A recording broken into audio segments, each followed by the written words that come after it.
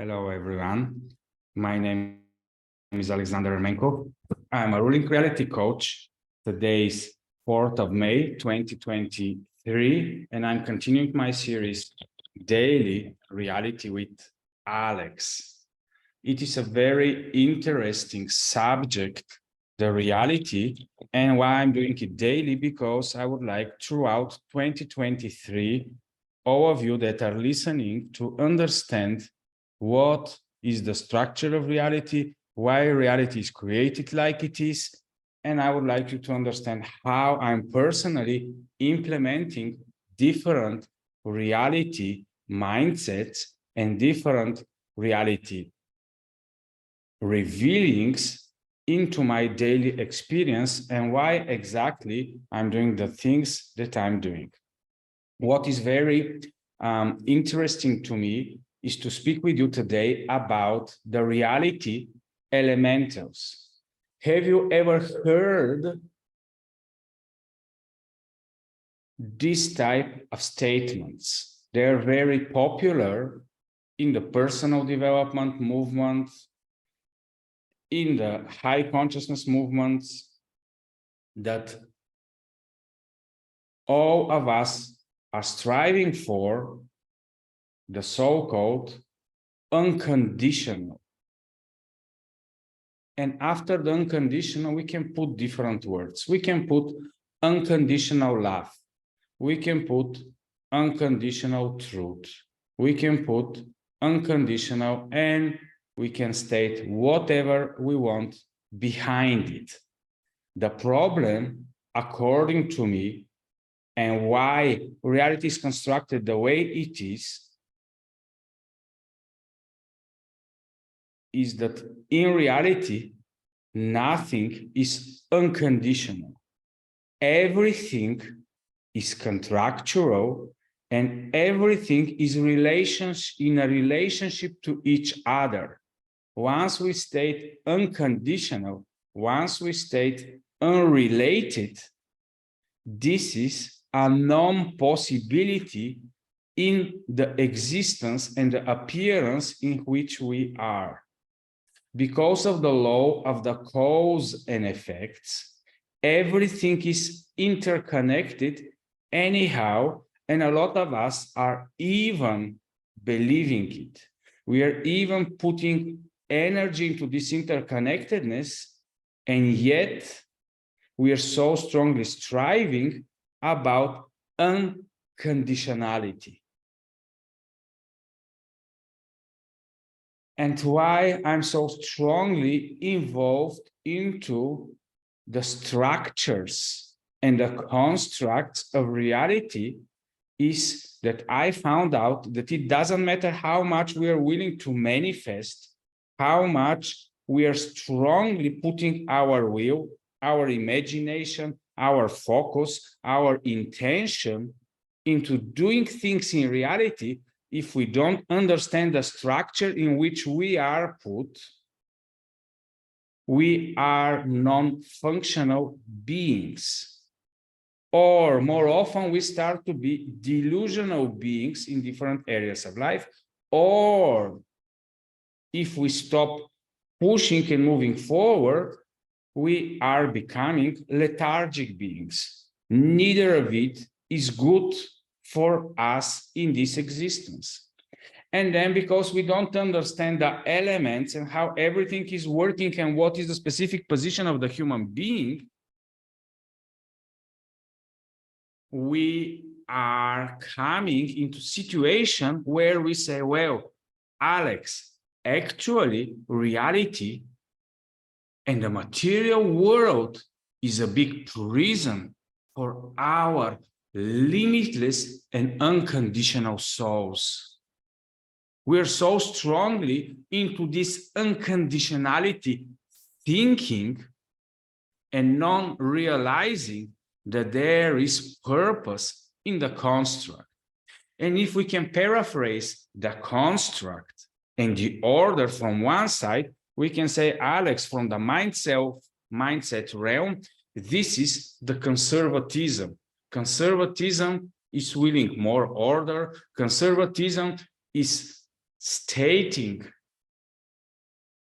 for more conditions in order to have preservation, while all of us that are strongly involved into the progressive, we want more and more unconditionality, and we more and more are willing to accept everything that is out there. And in the finite state, we have the state of chaos, but in all the chaos there is order, and no chaos can exist without a structure.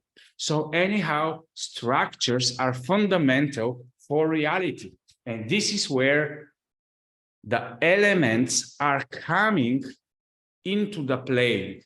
I still cannot understand why we as human beings are so strongly thinking and involving ourselves into believing that we are some type of gods and that we are the one that can rule everything in reality the way we want to, because we are not allowed to work and to change and to modify the fundamental structures and the elementals that are there before us. It's not in our prerogative. And one of the paradoxes in this reality, which all of us are to understand, is that we are putting these structures for a purpose. Yes, we are limitless beings, we have a lot of potential, but within the frameworks in which we are to exist. What is interesting about a human being is that we are border zone creatures, and we are very well aware to some extent with the material reality, but there are several more realities we are not so aware with. And what is very interesting in how the allegorically the reality is giving us, and all the nature is giving to us, the populational principle. Nothing is empty in reality if you haven't noticed, and if we all haven't noticed it already. So we have the seas, and in the seas they are populated. We have the air, and the air is also populated with conscious beings, in a sense. We have the earth, we have in the earth, we have the heavens, in the heavens we have the stars. So we have populations everywhere in the visible part of the physical matter reality, and we can even sometimes not imagine that the physical matter reality is not only the visible part of reality, because energy is not seen, but energy works in the physical matter particle reality. The electromagnetic fields, we cannot see them, but they are part of the physical matter reality. And in the physical matter reality, we are strongly speaking about consciousness as something that is outside of the physical matter reality and is part of the realm of the so-called consciousness and the realm of the intellect. So it is, in a sense, part of the mindfulness and the global mindness realm. But actually, if we go and look in every area, we are going to see that in the physical matter reality, everything is constructed with intellect, through intellect, and by intellect everywhere. And consciousness is not only in our brain. And if we think that we are the superior consciousness to everything else that exists, we are going to make very strongly big elemental,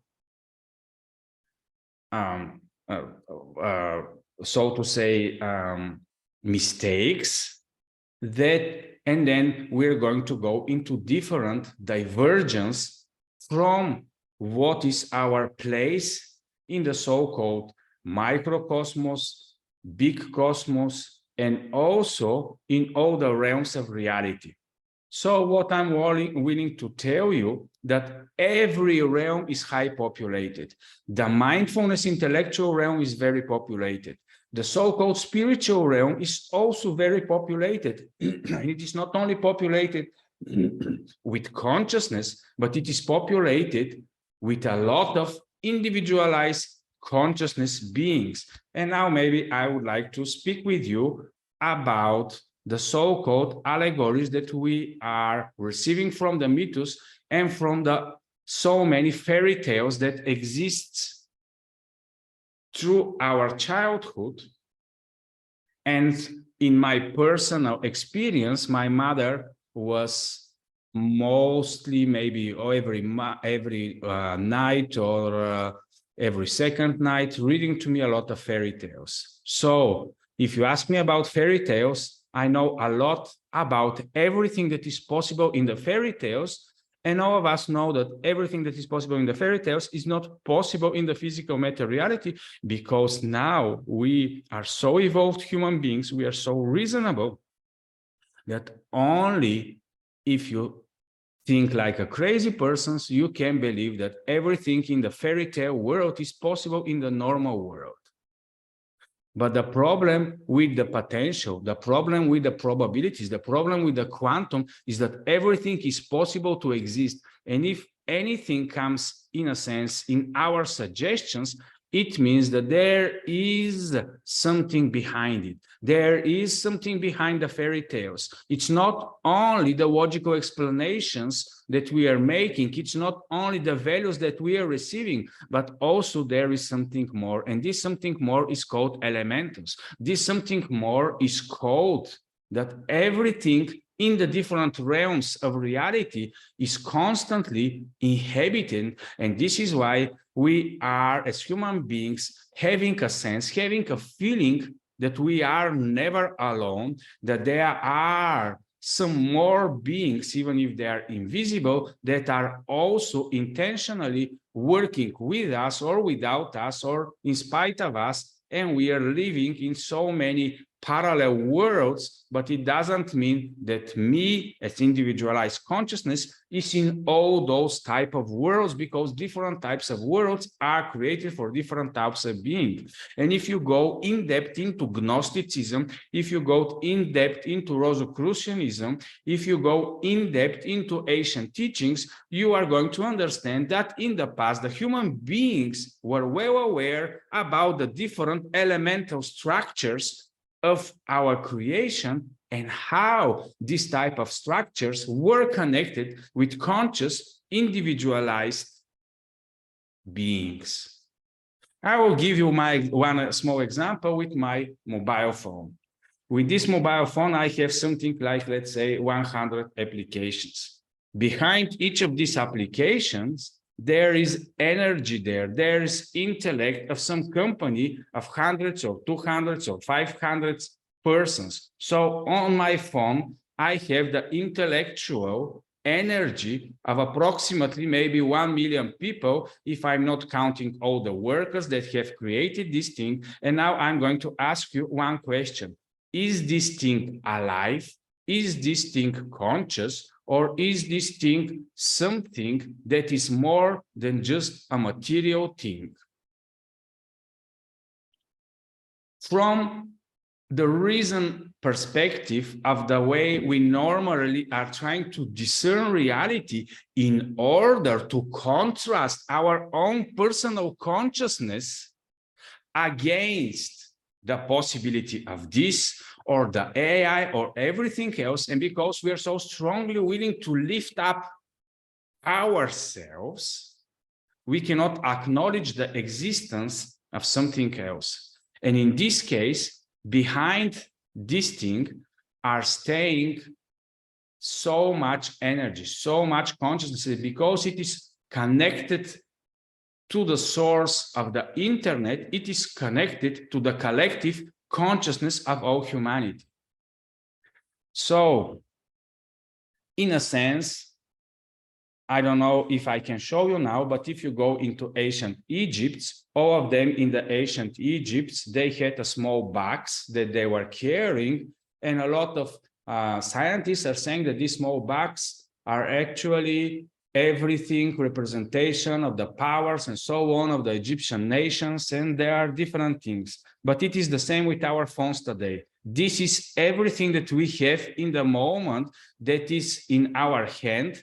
And if you look us from the perspective of, let's say, some other civilizations that are going to come after us, and they see pictures of somebody just having a device and doesn't understand what is behind this, how much energy there has been in this thing, and because of EMPs or some other things, we are living into a totally different civilization. After 100 or 200 years, they cannot understand what is inside a small pocket, and everybody around the planet is holding this pocket. Of course, in a sense, this is a medium. It is not a live thing, but it is medium that is helping consciousness, intellect, knowledge, everything to be spread so fast between what is inside of me and what is out there in reality.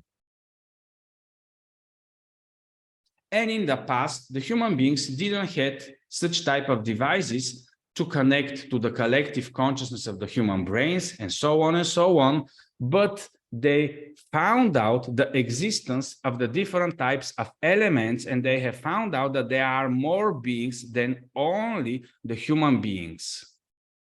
To such an extent that today we call them pagans. Today, we call them people that didn't understand that the climate, that everything in nature, it is just the scientific laws that actually nobody is controlling.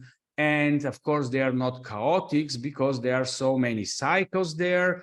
But in a sense, everything is happening in perfect order, but without any control on a daily base, on a micro base. And we as human beings with our brain, with our intellect, cannot control the climate, but of course we are going to do our big climate change efforts in order to help the climate.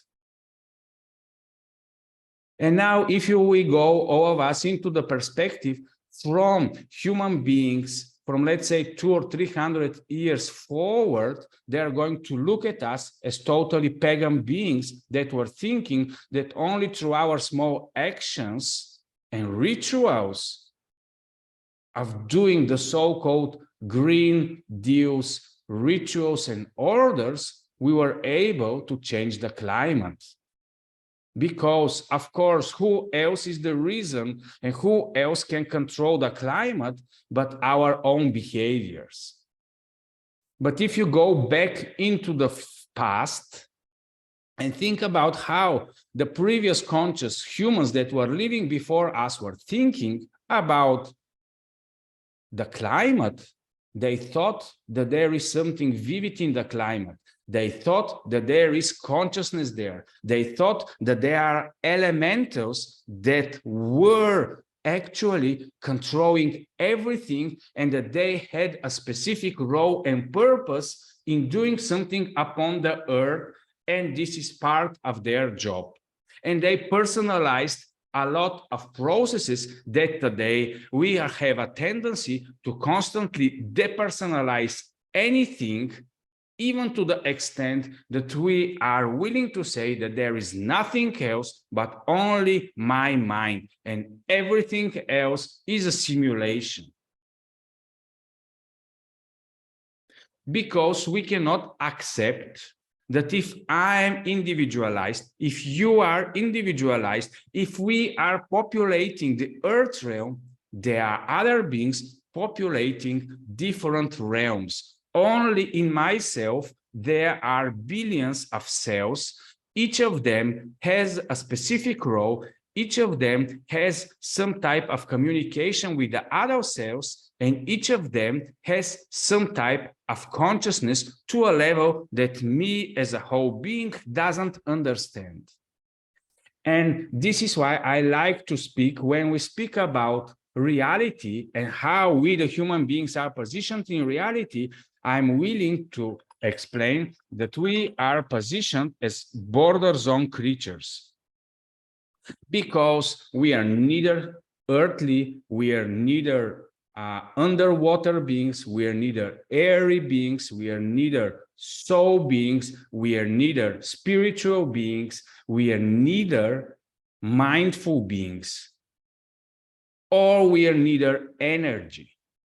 I know that some of us are so strongly willing to involve themselves only in one part of the elementals and to dwell only there. But this is not how and why the human beings were meant to be formed and work towards to. We are concentrating the different types of dimensions within our experience and through the vehicles that we are constantly ruling. And the vehicles are not only the physical materiality vehicles such as a body, the mindfulness being such as a conscious construct that we hear a lot, but there are so many more things that we are able to rule and to interact with the different dimensions.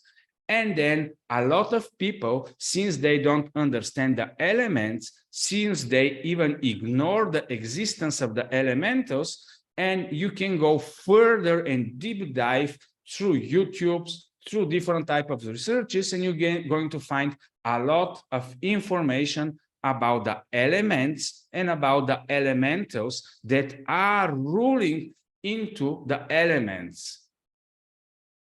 The Indian, the Chinese religions are strongly understanding the elements.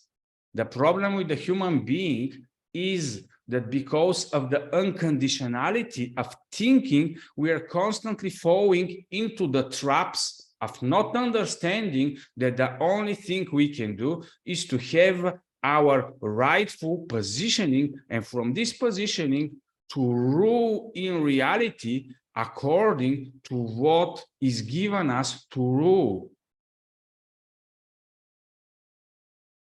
And because so many times we want to create shortcuts, we want to create distortions between the different worlds, we are opening ourselves, we are even willing to exchange valuable things that only we have for downloading different invisible things into our personal experience for exchange of losing more and more of our freedoms and going into the subjections to the elements. And we were not supposed to be in subjection to the elements, but to live in coherence with them, to live in a peaceful, synchronized, worldly exchanges between everything, and to rightfully acknowledge each other's existence. Because, for example, if we go against nature, we know that we are going against ourselves. If we go against the air, we know that we are going against ourselves. If we go against the fire and everything that the fire principle is representing, we are going against ourselves.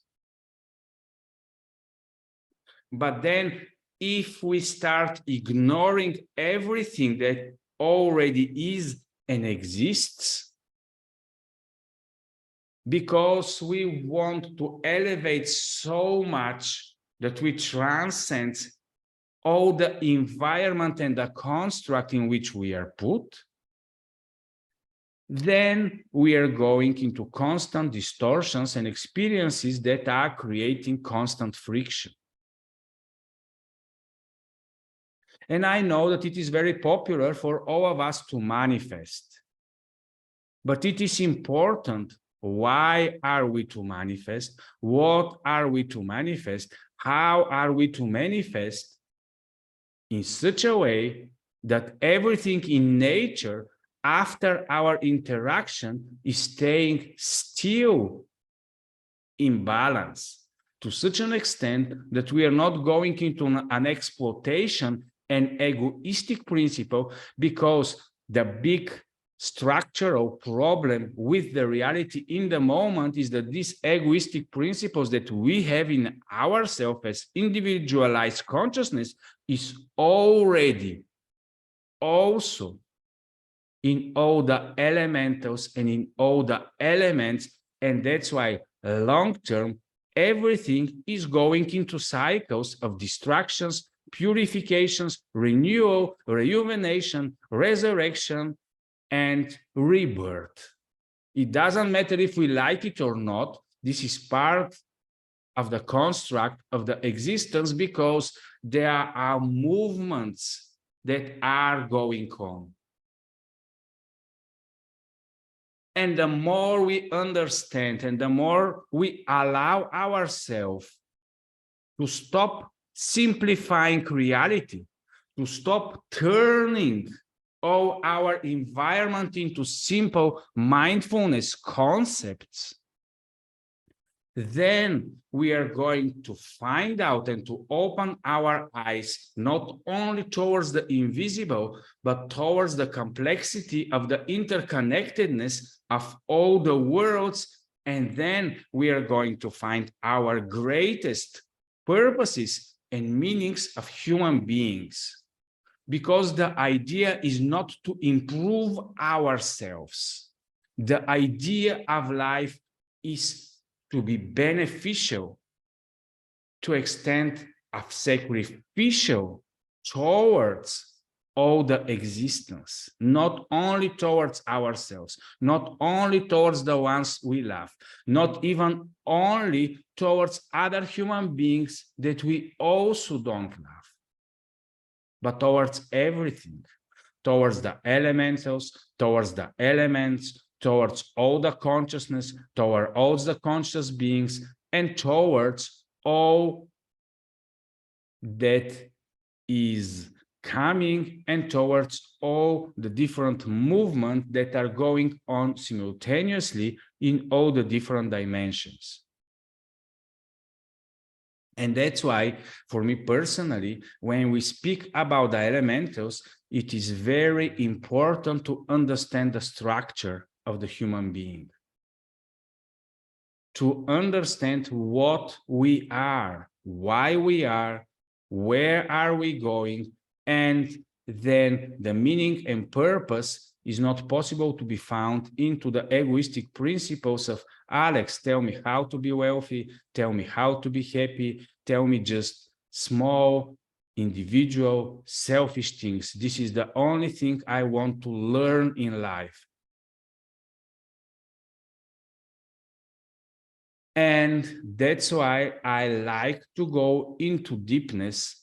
And the problem with the invisible part of reality is that it is undescribable with wordings, but more and more we open ourselves toward everything that is out there, more and more we learn ourselves to de-learn. Because what are we de-learning from? We are de-learning from all our blockages that we are constantly creating through the indoctrination of the education, because the idea of the education is that we as human beings are strongly involved only into the physical matter reality of the material world only, and this is the so-called common, acknowledged, and validated knowledge.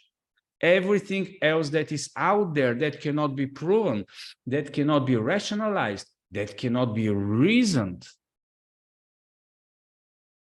maybe it is separated, and maybe it is a privilege only of the so-called elites and the elites that are using much more than what we, the normal human individualized consciousness, are using in our daily reality. And that's why to come to my conclusions about the practicality and the implications of all the knowledge that we are able to acquire,